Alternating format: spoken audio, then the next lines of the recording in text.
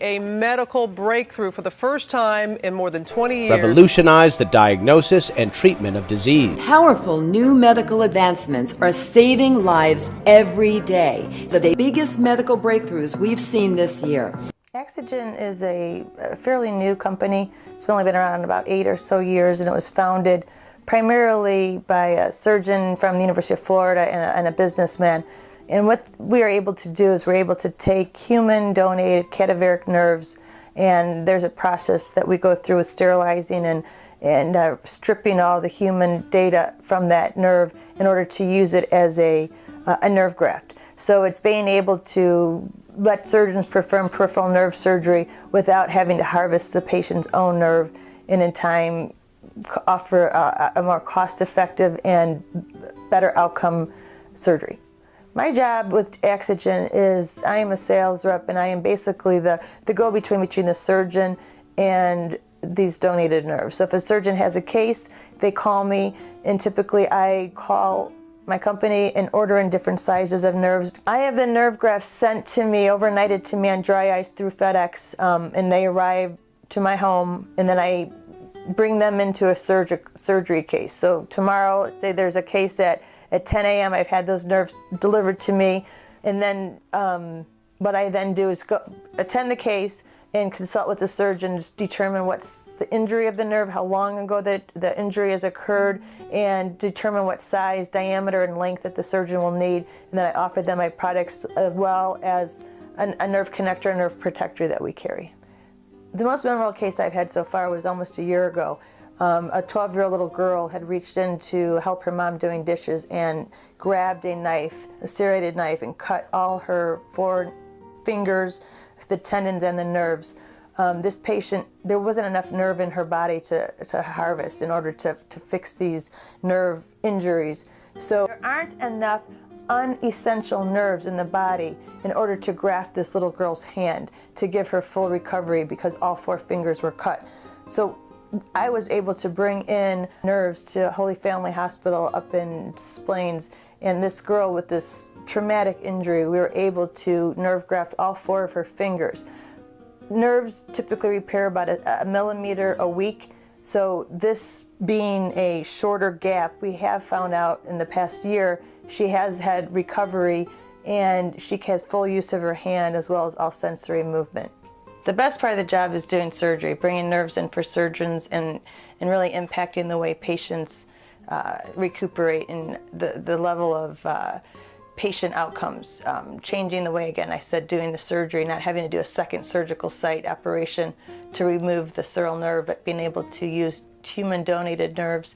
These patients have tremendous outcomes at less potential risk factors during the surgery.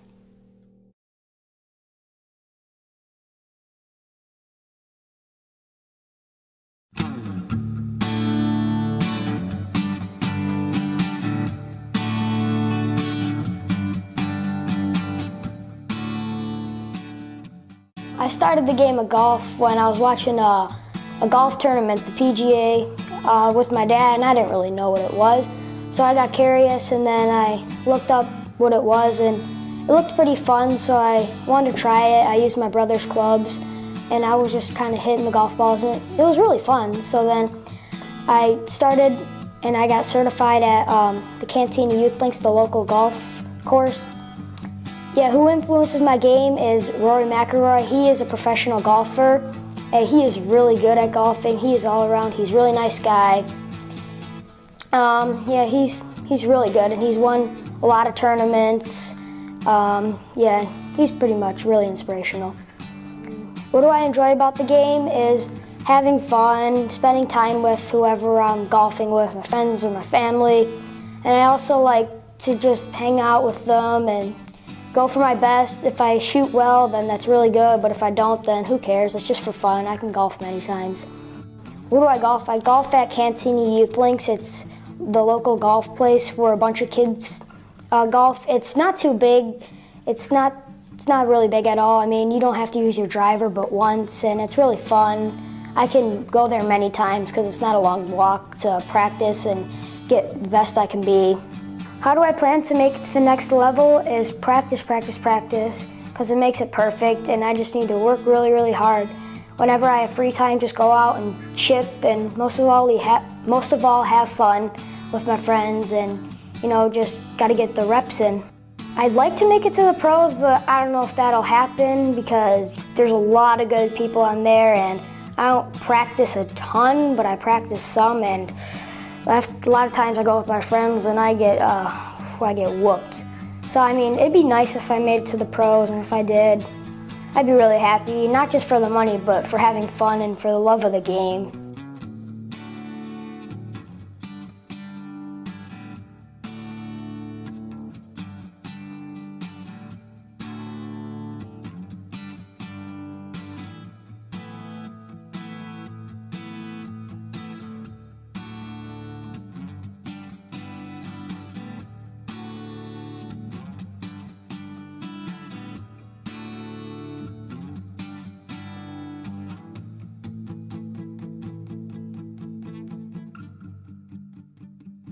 Go.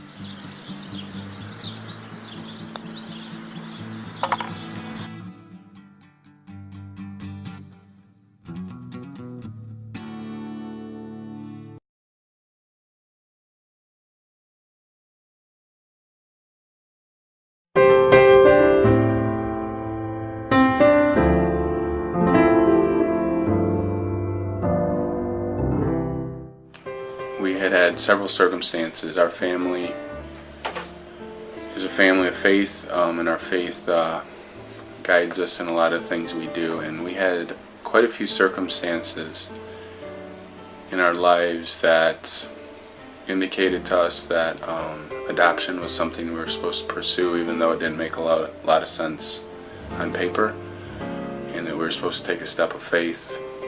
So in approximately 2005, we went to an initial class about adoption at a local adoption agency, and decided very quickly that we would like to adopt from a country with significant needs, and for children that needed homes. And so through different circumstances, we heard about Liberia.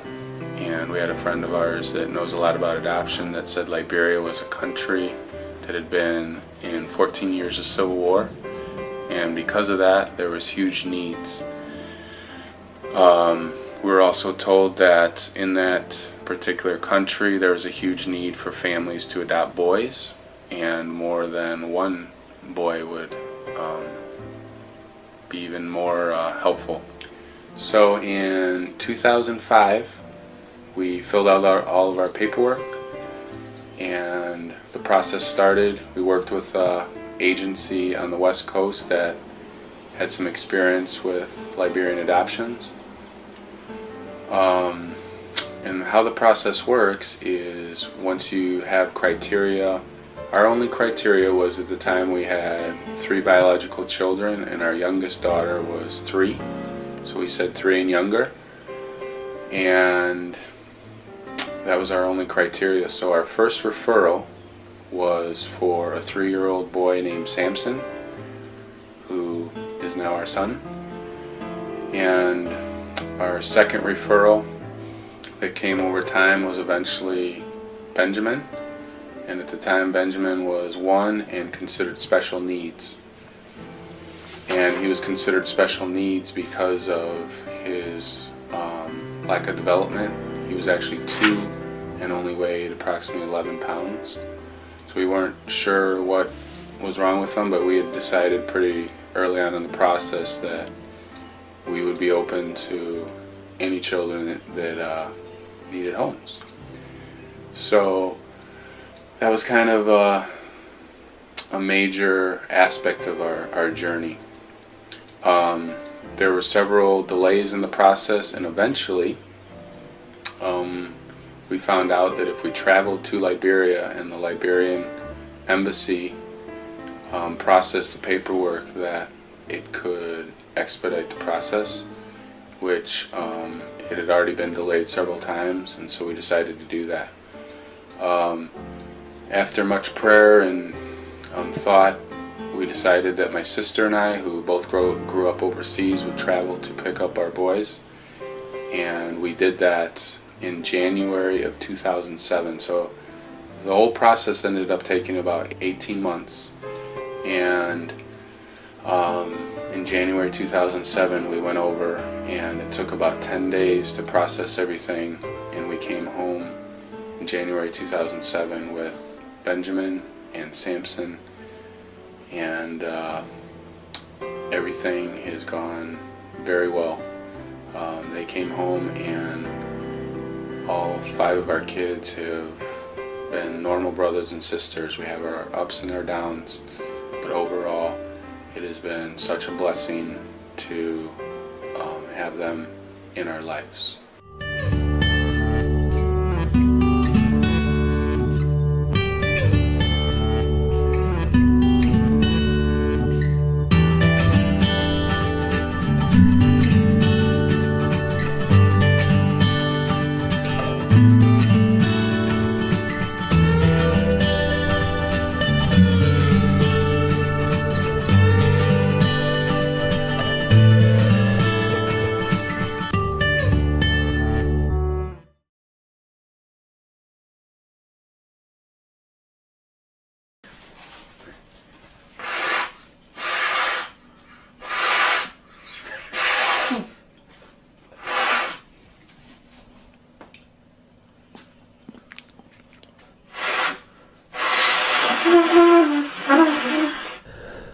Liam Carroll.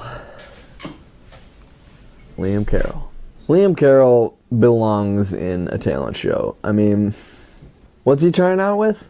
Trumpet. Oh God. Oh God.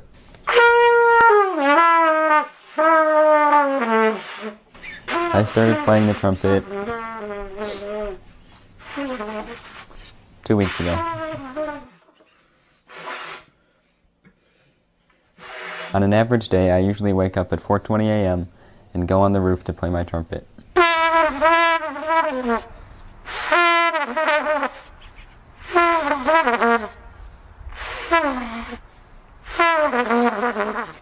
After that, I usually make breakfast. Usually I eat toast for breakfast.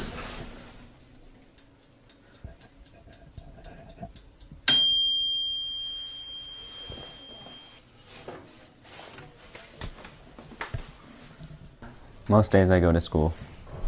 Sometimes I forget. I first met Liam at a bowling alley, and let me tell you, he had 290 and 1 roll left. He let that sucker go, and whammo, 8 pins, 298. Yeah.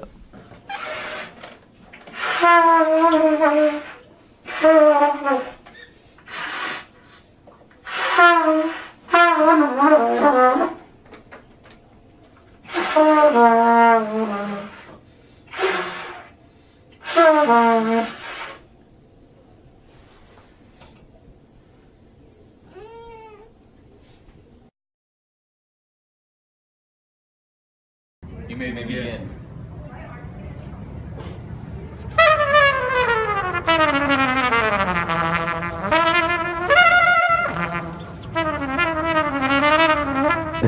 Talented individual. I mean, that's all there is to it.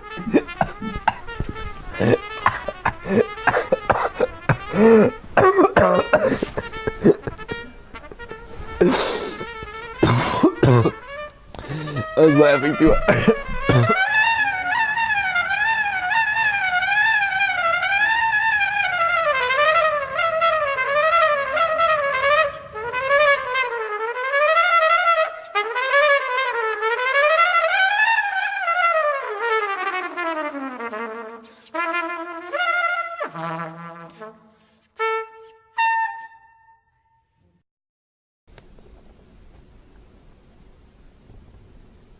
Wow, I get so much nourishment from this.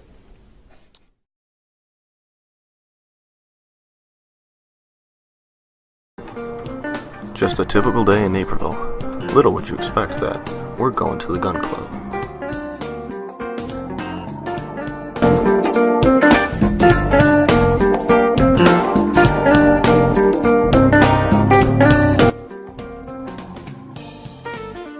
Shotguns come in all different shapes and sizes. Today we'll be talking about two of the most iconic styles.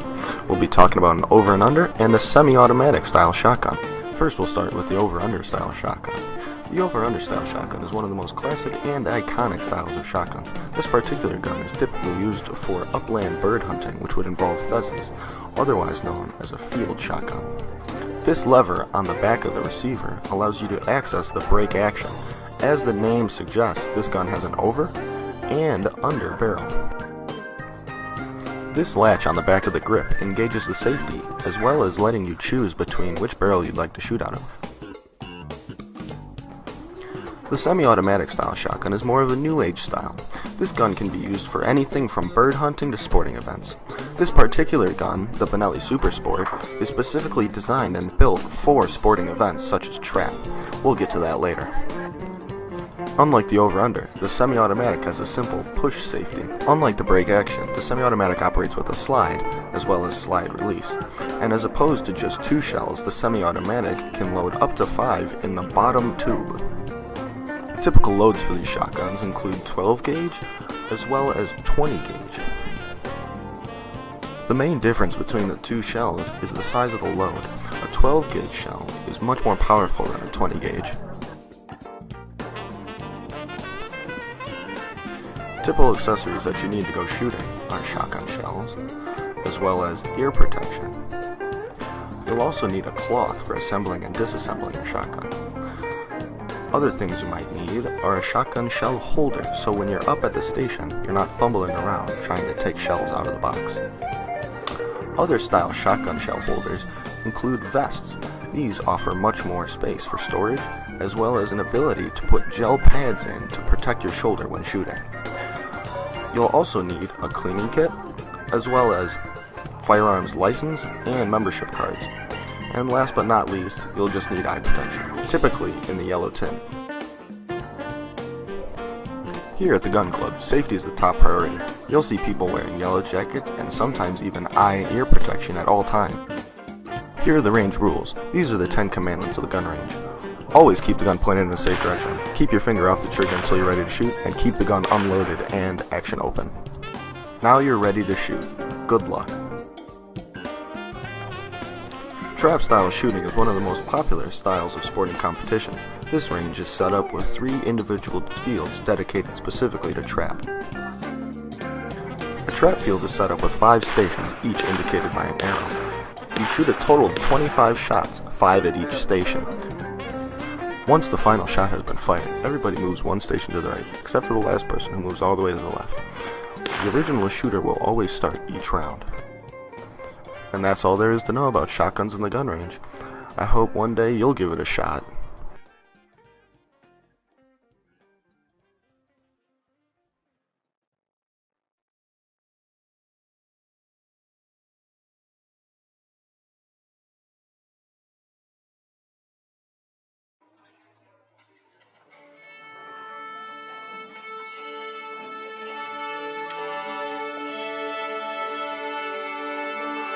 Just a community of people building each other up and doing it through musical means, and I think that's just one of the best ways to build community.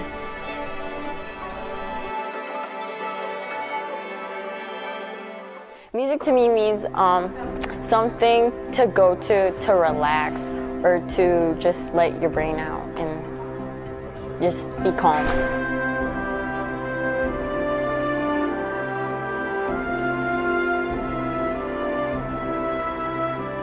I definitely think for me it's important because it's just a nice class to relax in, and like you can express yourself in music. So yeah.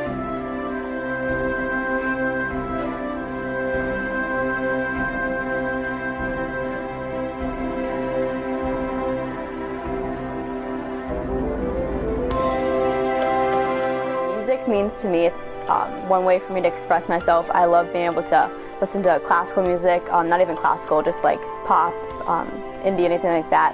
An orchestra is a way for me to be able to play with my friends and connect and be like a bigger picture.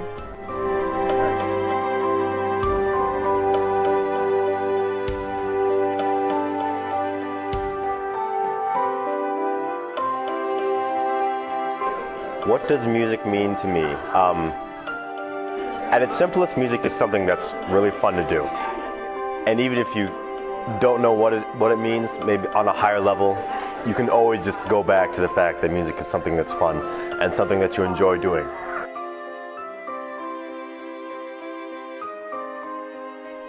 Miss Chu's like a friend to everyone and also a teacher.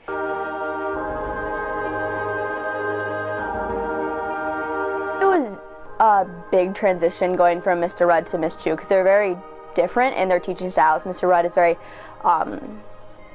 he's just very different than Miss Chu. So going from Rudd having him freshman year to Chu was a change, but it was a really good change, and the program's really grown a lot under Miss Chu.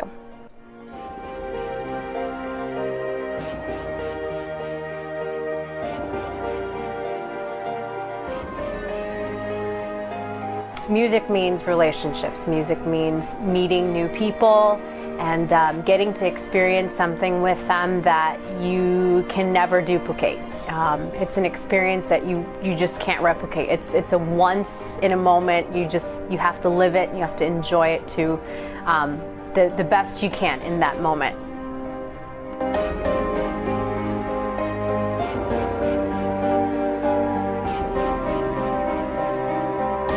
This year and through last year, that they really come together and they support each other. All those kind of social boundaries or whatever, they're broken down in orchestra, and the kids really come together and they work with each other and they respect each other as just human beings and musicians, and there's not a lot that separates one person from the next in orchestra.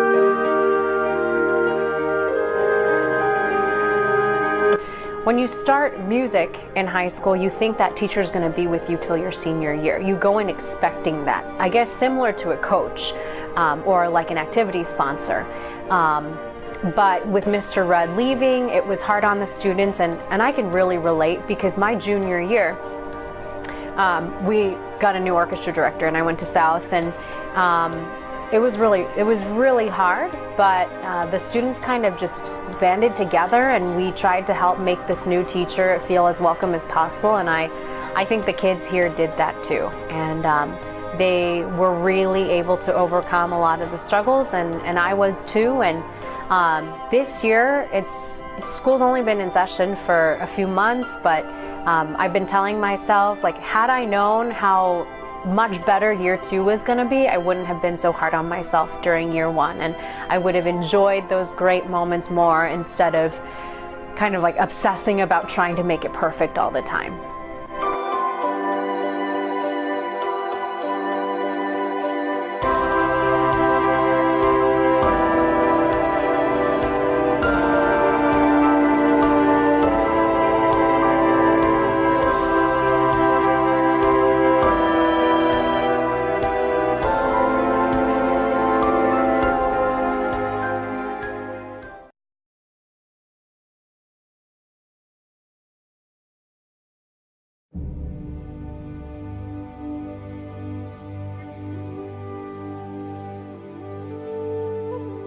C.S. Lewis was a writer.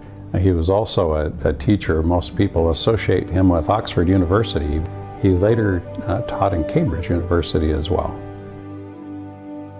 Lewis's path to Christianity is a fascinating one. Nothing simple and straightforward. He grew up in a church, but when his mom had abdominal cancer, he thought, what use is Christianity to me? And he bailed on it and then became an atheist, self-proclaimed through his teenage years. That was his starting place. It was a long intellectual journey through philosophical idealism, to pantheism, to theism, and ultimately to Christianity. And what did the trick for him for Christianity is, one, being convinced that the facts as claimed in the scripture are true, historically true.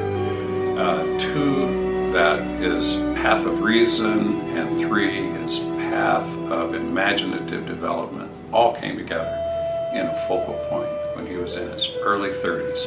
And when that all converged, he converted. And after that, there was no looking back. C.S. Lewis, apostle to the skeptics, he's been there. He knows how doubters and questioners think because he was one. And through that long process of working through the answers, he got clarity. He's master of the analogy. He's always explaining the unknown in terms of the known, something ordinary and familiar. If the whole universe has no meaning, we should never have found out that it has no meaning. Just as, if there were no light in the universe, and therefore no creatures with eyes, we should never know it was dark. Dark would be without meaning. Why do people read them? Because it's like Coleridge said of reading the Bible and why it was a special book. He said, because when I read that, it reads me. And I find when I'm reading Lewis, there are new discoveries about who I am, about what the world is like, about who God is, about the nature of relationships and how to make them better, and what nobility is like. I believe in Christianity as I believe that the sun has risen. Not only because I see it, but because by it I see everything else. He says, if you start with science and end with science, you can't fit theology and the arts and the whole imaginative world into that. There's no room for making moral judgments and discernments. But if you start with the supernatural, then it has plenty of room for things like science and answers questions that science can't give us. All our experiences in life are constantly suggesting something bigger, something that is never quite fulfilled by earthly experience. So Lewis found this to be a pointer to something eternal, supernatural, that is fulfilled in the life beyond this one, for which this one is a preparation. We are half-hearted creatures, fooling about with drink and sex and ambition when infinite joy is offered us. We are far too easily pleased. In the Chronicles of Narnia and others of Lewis's fiction, sure, there's lots of evil for goodness to battle. But what attracts us is not just the battle between good and evil, but characters who are incredibly good.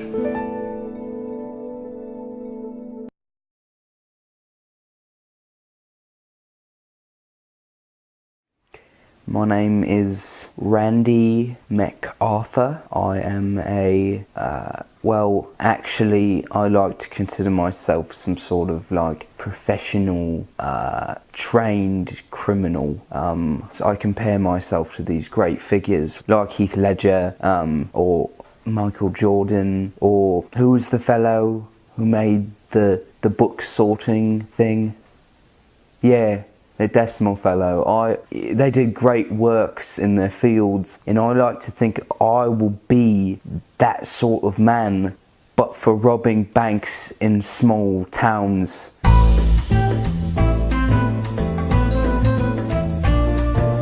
My plans, right, are to rob the renowned bank that is the Monarch Bank. And in here somewhere, I don't know really, I'm going to be honest, there is somewhere ranging between $4 and $22 million, and I plan to steal whichever sum lies between that. It's simple really, it's just somewhere in there and you gotta find it. I'm gonna come in somewhere around here, right? Possibly an air duct or some sort of a fire escape, and I'll come through here, right? I'll probably do some tactical maneuvers right into here, take down the power, and then come this way, relieve myself in the lavatory right here, come down this hallway, right? Probably throw some smoke grenades or something like that to get my foes dazed. And then I'll walk into here, right to the safe. Now you may say to me, that's a kitchen, and I'll say to you, perhaps that's what they put on the map to throw people like me off. So I'll go in there, pick the lock, easy peasy, probably half a minute, 15 seconds at the most, make off with the money, go to this room right here. Now you see in here there'll be a skylight, right? And I'll use There's a skylight in that room? Well, yeah, there's always a skylight. What if there's not a skylight?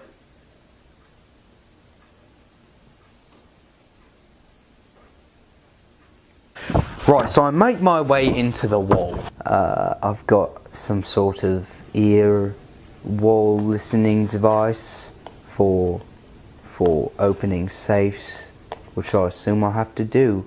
I've got a number of costumes and disguises, lots of really clever, you know, you never suspect, you know, sort of things you wouldn't be able to tell it's me. What are you doing? Sorry, what? I'm just getting in the mood, you know. Walkie-talkie, and this is very useful because... Aren't you by yourself? Knife. MP5 submachine gun. Now this has gotten me out of quite a few jams. You know, you just kind of, you just shoot. You know, it's very simple, very easy to use. It's funny, your head just fits perfectly in this little sight. Like this is amazing. You should see this. Like, okay, I'm just poking you right now. This here's the Walter P99. It's a very trusty handgun I like to use in the field, you know. So it's really simple, really. You just kind of, yeah, sometimes it's really stubborn. You just gotta kind of. Okay. Oh, fuck.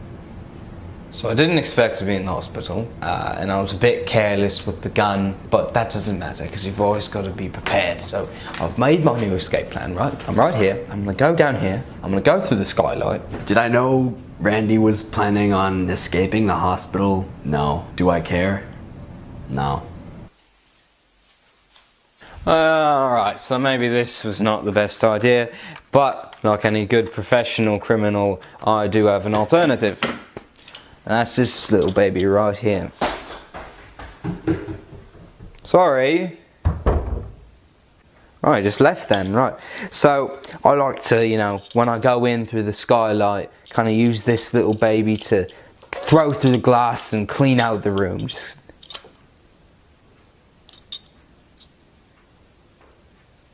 Oh God.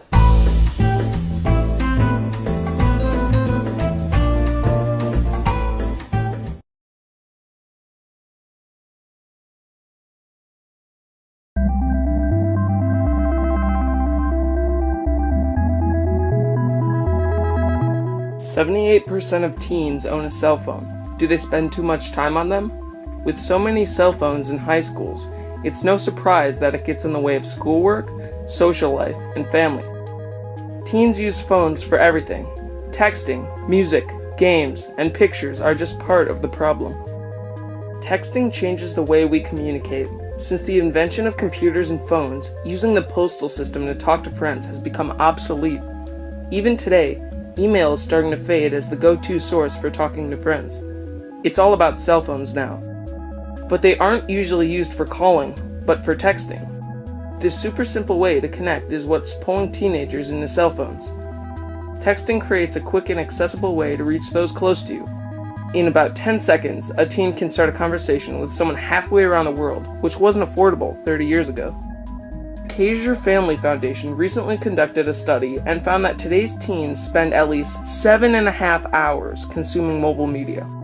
This 7.5 hours doesn't seem necessary for a teen, and many recent studies have shown that overusing cell phones can cause worse problems than you think. Constant use can lead to mental and physical issues. This includes sleep deprivation, anxiety, depression, and heavy stress. This can happen in adults too, but with the ever-changing emotions of teens, cell phones can cause a mental train wreck. It can even cause a literal train wreck. In March 2014, an 8th grade girl dropped her phone on the train tracks and was killed while trying to retrieve it. Cell phones can affect driving too. There are countless news stories about teens killed while texting and driving. There are floods of PSAs on television about the subject. Are you texting?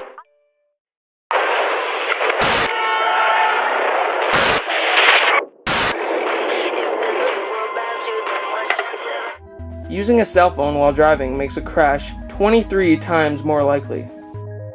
7.5 hours every day, every week, every month. Cell phone bills are becoming more and more expensive for families with teenagers as more and more teens become consumed by technology. With many companies marketing towards children, it's no surprise that cell phone companies are becoming thousands of dollars richer every minute. Cell phones and texting can cause lots of negative things, but if you use them in moderation, it's not bad. Try putting away your cell phone when talking to someone or hanging out with them. You may not think much of doing this, but it can make a big difference.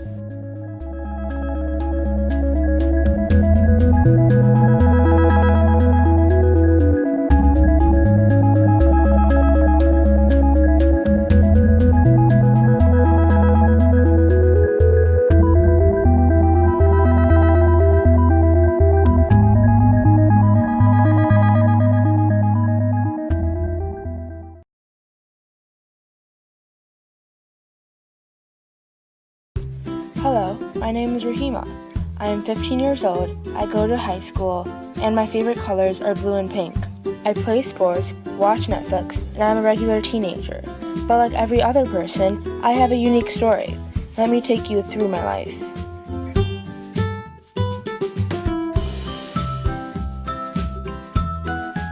This is my family. There are 6 of us. My mom, my dad, my grandma, my brother, my sister, and me. I have lived in the same house for 15 years. Everyone told me that I was always loud and energetic. I could not sit still. I was a little ball full of energy. I have always been curious about the world and how it works. Even when I was a kid, my parents would have to always run after me because I would wander off everywhere. I love to explore the world and the new things that it holds. There is something interesting about everything. Take the simplest object, maybe a pen. Don't you wonder how it was made and how it works? How does the ink come out? What is the ink made of? What is the spring inside made of? What was the pen made? Who owns that factory? Everyday objects spring questions like that into my head. As time went on, I kept on taking on more and more responsibilities. In 5th grade, I taught a singing class in my church. By middle school, I was in band, jazz band, student council, flag football, track, and I was teaching 2 classes at my church. At this point, I started to think about what I wanted to do when I grew up. Back then, I had hundreds of ideas. I wanted to be a singer, an actor, a dancer, a FBI agent, a teacher, and so many other things. I still don't know what I want to do, because there is so much that I can do. I can't just pick one. This is me now. I love to play and watch sports. I dance, sing, throw, teach, and read. As I entered high school, I became even more busy. I was in yearbook club, student council, track, and I taught 3 classes at my church. Sometimes I go to my friend's house and we chill for a while, or sometimes I go out and volunteer somewhere. It is days like those that make me thankful for the people I have around me. My parents have always taught me to be grateful for what I have. Even if I didn't have what I wanted, I had what I needed. My parents are a huge influence in my life. They remind me that there are people that are in worse condition than I am in, and don't have a family, or a house, or little things that I take for granted. This stemmed my interest for helping people. I love to help people. I always have. I help out whenever I can, and at any events that I can. My mom and dad have been volunteers ever since they were little. I guess that just passed on to me.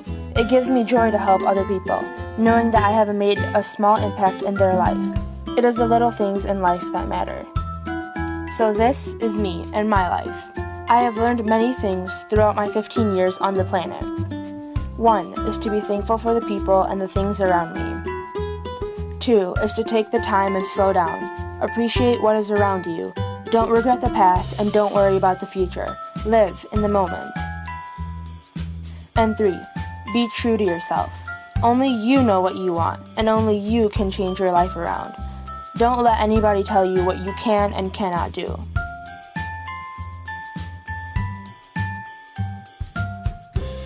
This is your life. What are you going to do to change the world?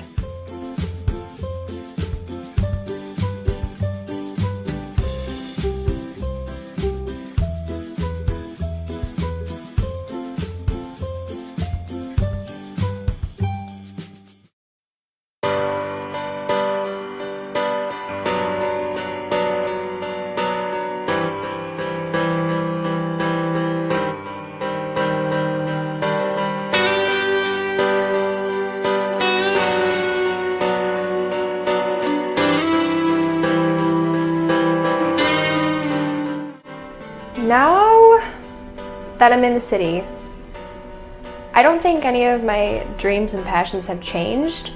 It's just become more real. Because when I was younger, I always imagined of like living in the city and like being able to dance and just like being in an environment that I love, doing what I love. And I mean, it's happening right now. And just the fact that I'm living in it and it's not just a dream anymore, it's like my reality. There's something kind of powerful about that. So nothing's really changed, it's just enhanced everything.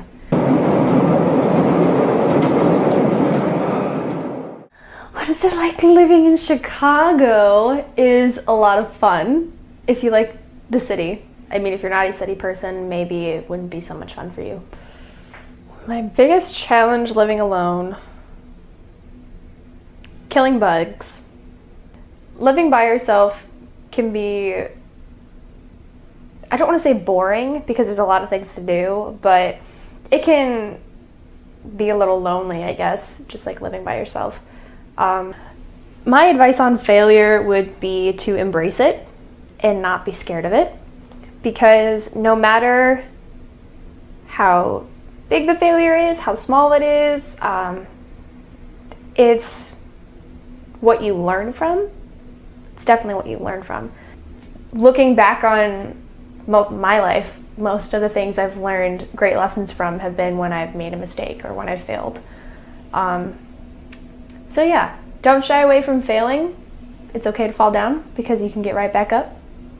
And for dancers specifically, I would say don't strive to be better than the person next to you, but to strive to be your best self. Just to always be in competition with yourself, not with anyone else, because trying to push past the person next to you isn't going to better yourself. It will only bring yourself down. So yeah, to just continue working on yourself in a humble manner. Yeah. Well, this might sound cheesy, but definitely keeping a positive outlook and seeing the glasses half full. It's really important to have, because life is gonna throw a lot of curveballs at you that you don't expect. It's just important to not let those curveballs like bring you down or let them stop you from achieving your goals. Use that fire the opposite way and use it to fuel your dreams and to get you where you want to be. But yeah, that's it.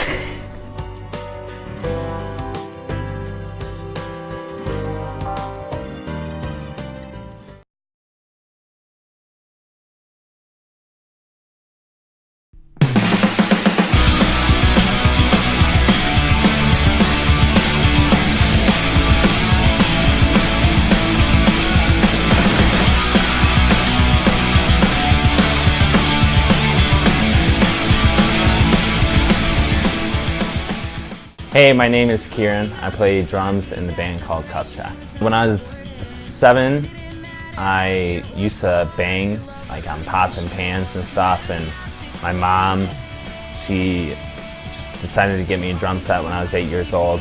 She wasn't really sure if I would keep with it or not, but I've now been playing for like 14 years. Music for me is my release from the everyday stresses of my life. And that's a pretty cliche thing to say for a lot of people, but it's true. It's hard to put in words because, I pick up my bass and it's a whole new world to me, and it's everything else that I'm dealing with just kind of goes away, and I get to make something. I get to emulate myself into music and really put my emotion into it and really decorate time with that art. One time this one girl told me that what I'm doing is what she wants to be doing, and I told her that there was no reason that she shouldn't. And even if she thinks she can't sing, she can sing. And even if she thinks she can't perform in front of a group of people, she can, because I do it. I'm living proof. I'm somebody who's super insecure and I don't really like being in groups of people, but you put yourself into the situation and you don't want it any other way. This is a group of some of my best friends. I can't really say that to anyone, really. We've been through some highs, some lows, some bumps on the road, but some disagreements, some arguments on music and writing, and I honestly can't see how this band would function without each one of us. I connect to them in a certain way. I don't know how to explain it, but we connect. We connect somehow, and it works perfectly with each other. But besides that, we all listen to the same stuff, basically. Not really, but we all listen to the same stuff. Yeah, and that's about it. Playing guitar in Cup Check is fun. I love the music we play. We get together and we write some cool songs. Cup Check is family. Cup Check is life, We are here for each other. We're friends, we're family. When we went to Minnesota, we slept together. It was really, it was weird, but it was cool because we're family. But Cup Check is a band filled with my best friends, and all my best friends put up with me. But yeah, Cup Check is what I look forward to every week, every weekend, every show, every practice, and every chance we get to go to Buffalo Wild Wings. Being on this stage, whether it be in front of 200 people or 20 people, it's worth it. It's worth sharing your art and your passion and your baby in a way to a bunch of people. It's hard to put in words because I pick up my bass and it's a whole new world to me, and it's everything else that I'm dealing with just kind of goes away, and I get to make something. I get to emulate myself into music and really put my emotion into it and really decorate time with that art. And it's just my favorite thing to do. I've always done it. I've been good at other things, but the one thing I've always wanted to do is play music. I am a creator. I am a creator. I am a creator. I am a creator. I am a creator. We are Cup Check.